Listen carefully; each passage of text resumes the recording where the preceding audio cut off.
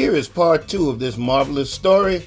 And if you want to get the full context, I encourage you to go back to part one.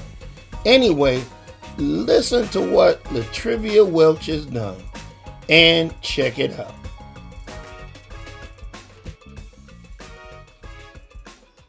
I know Hollywood has had to come knocking and tried to find you Yes. in terms of what you're doing. So talk about that whole experience.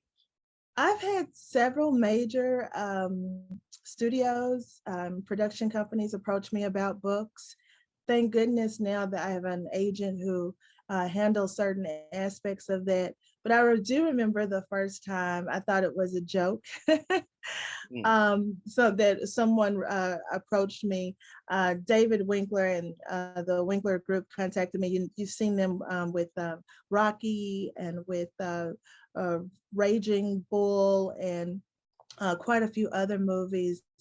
And I honestly thought my friends were pranking me because, again, I grew up watching every kind of mafia movie ever known to man. I mean, everything you can think of. I'd seen The Untouchables, I'd seen The Godfather, I'd seen every De Niro film, Scarface, you name it. And I think the purpose of me sort of going beyond just interracial romance and sort of moving into these thrillers and action books was that when I was growing up and we watched a lot of these films, they were not inclusive.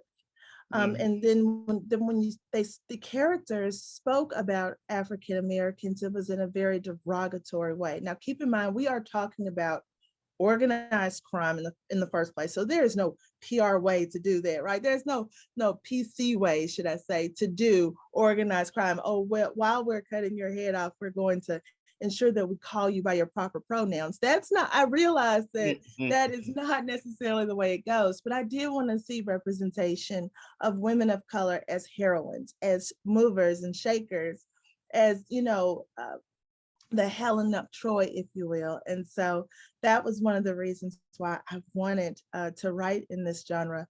My PhD studies were in organized crime, but PhD studies were in criminal justice with a focus on organized crime. So I definitely understood, the foundations and sort of the way that organizations interacted.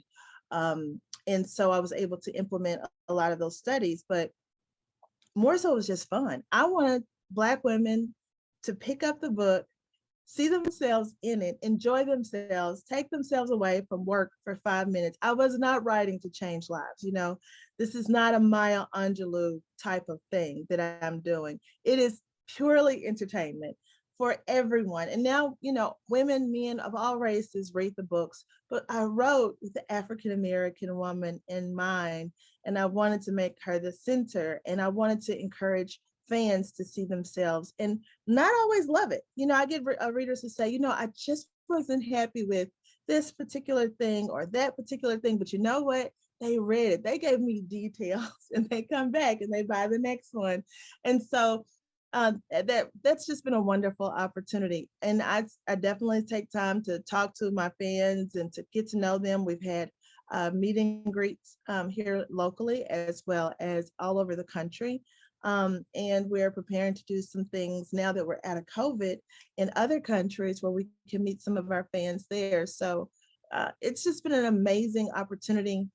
And of course, with those kind of sales, you definitely get a lot of attention from the media as well as from Hollywood. When I first started writing, I didn't see a lot of interracial, specifically Black women, white male storylines at all.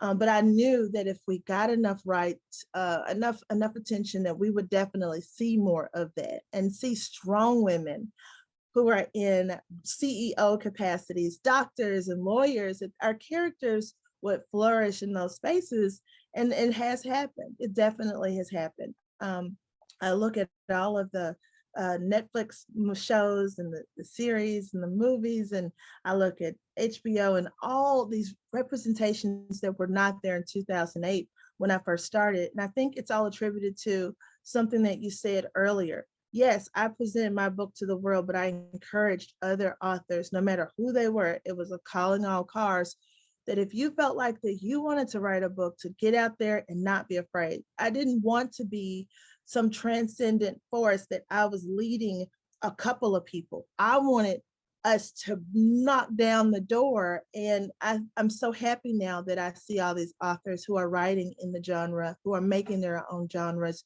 who are writing their own books and owning their own publishing houses, because we've moved from an opportunity where we had a small window and we were asking, to now we're shaping, we're moving and doing all of that on our own.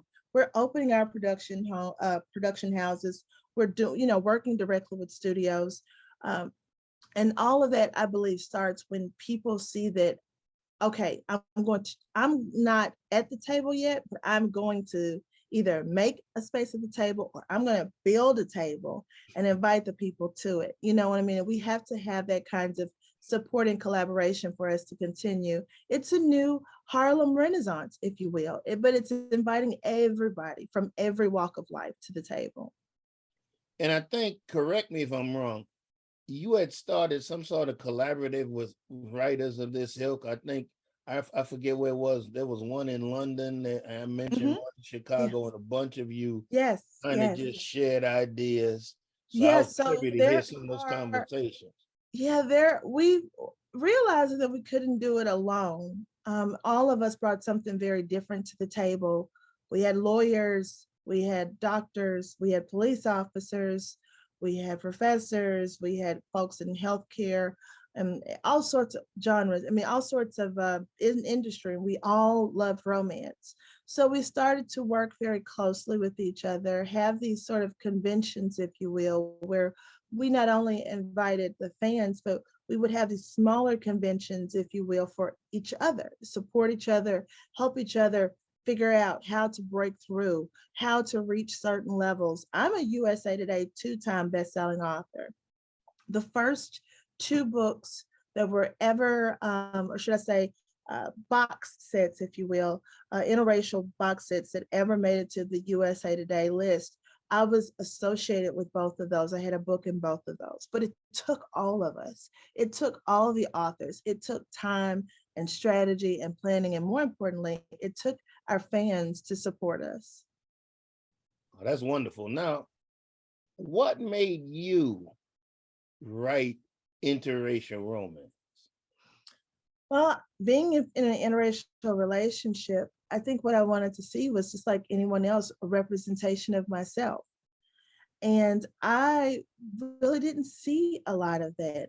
There is no mystery. All men put their pants on one leg at a time, and they absolutely do not put them in the dirty clothes after. Any woman can tell you that. They end up in the same corner by the bed. I will not critique what you just said. Keep going. I wanted to show that the other side of these stories. A lot of times it's someone swoops in and saves her, and I wanted to show that she does a bit of that saving too, that she's strong, that she is this transformative, strong force. And that's in any relationship, whether we're talking huge Russian mafia, or we're talking Copland, or we're talking military, or we're just talking 2 girls, 2 guys sitting around talking about their relationships, whatever. I mean, there's just something that I wanted to bring to that, and that was to demystify and to show the strength and authenticity of those relationships, not only for my multicultural children, but also for people in general who may have looked at it and not understood it. When I first started writing, I used to get stories and questions and emails from all across the country, because men would send letters. How do I approach this Black woman? I'm like, you approach it like you would a white woman, a Black woman. How do I go into this relationship with this family? I'm like, you would go into it like any other family, talking to people, connecting people. Now, this is during a time when Facebook and all these other social media platforms really hadn't really gotten into the conversation, right? Like, now we have all these groups where you can go and have support, find people like you. And I think that makes the genre even more sustainable long-term, because people find like minds. But back then we had to sort of just put a blog out there and hope that the SEO search would help us find each other. And go through that. And so it was a bit antiquated, but now we're able to better connect. And of course, I find those circles of readers who like what we write. Well, what's in the future for both River House and you? I'm curious about that because the past has been so bright. Yes. What is the future of what you have in store for us? Well, River House, I want to expand into something that is definitely a legacy. We have been trying to figure out how to thread that needle between COVID and the fact that we are I guess you could say, a digital publisher, in the sense that you can be Mhm. anywhere and publish with us. But also I've realized that I got my start because people helped me. And I want River House to really focus on, in this next phase, how we can do more helping our community, how we can do more helping young people, especially underrepresented, underserved communities, to Mm. tell the stories that are so incredibly important. And so you'll see that River House in these upcoming years, we are working on a strategic plan for what our next 5 years look like. You'll see a lot more opportunities for young people who don't necessarily have the means to publish, but definitely have the voice. We're working on trying to identify ways to be able to help them do that, as well as bringing this opportunity to college campuses where people who are out right now they have nothing but time, right? They've got time, they've got energy, and now we have to meet them with the opportunity to be able to start to talk about their experiences, because this is definitely a time in American life that deserves stories and shared experiences. So we want to be a part of that, providing that opportunity in those spaces. In terms of La Trivia, I took when COVID came, I guess this was a pandemic, right? I Mhm. took some time off, not only to sort of look back at what I had done, but to think about what I wanted for the future. But also, my kids and like everyone else, they were very afraid. You know, um, School was out. What is this about? Is it airborne? We had a lot of different losses around us and in our family due to COVID. And I wanted to be the best mom that I could be and the best wife that I could be. So I stopped writing.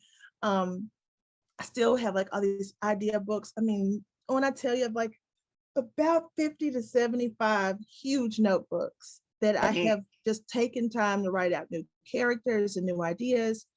But I kept that, close to me, and I focused on being there for my children. Now they're returning to school. They've managed to make it through this. And for me, it's all family first, right? And I just wanted to be there for them. But now I've got one in college. Thank you, Lord. And he's at the dorm. And Wait a minute. You're old enough to have a child in college. I I mean, do. I have a black young don't man. black don't crack, but keep going. I'm Well, just, I that just do. I amazes have my mind, but keep going. my youngest one, as you can recall, he was so little then. He is now in college and looking at his military options. And I have one little princess who's in high school playing volleyball. And then I have one little one who just went to kindergarten. So I've got them at every range. And now I feel better about getting back out there, because at first, just the part of me, I think, that is just mom. I had to be here to make sure that they were getting those 3-5 meals a day, making sure the house was nice and warm, that I was here to address their concerns and make sure that they were not afraid. We always say in the Welch home, fear is not an option. That's not your friend. But I wanted to be able to support them, and to show them that I was there for them during that time. Also to help them model how to be there for each other, in all types of events like this. And so I really had to be there for them. Now, everybody is back out in the world and they have a better grasp of how to handle this. They've got shots, um, and all of the good stuff. And so now I feel really excited about taking all of those journals of wonderful ideas and transforming them into stories that I hope tell what life is like post COVID for many of us. I agree. Do you have any parting words for us as we get ready to end this conversation? Well, for the people who are watching this right now, who feel maybe it's books, maybe you're an author at heart, maybe you're an artist of some other sort, maybe you're a musician. I would just say that the time is now. There's never going to be a better opportunity for you to start working on your dreams than today, and so it's time. Wherever you are, whenever you're watching this, if you've been looking for a sign, this is it. Get up and make a move towards your future, because the future starts today. It starts now. Fully agree. Mrs. Latrivia Welch, I'm so glad that we had time to have this interview. And so thank you again for being on Conversations with Hutch. Thank you for having me. All right, there it is. And you know what to do. Subscribe, subscribe, subscribe, share, share, share.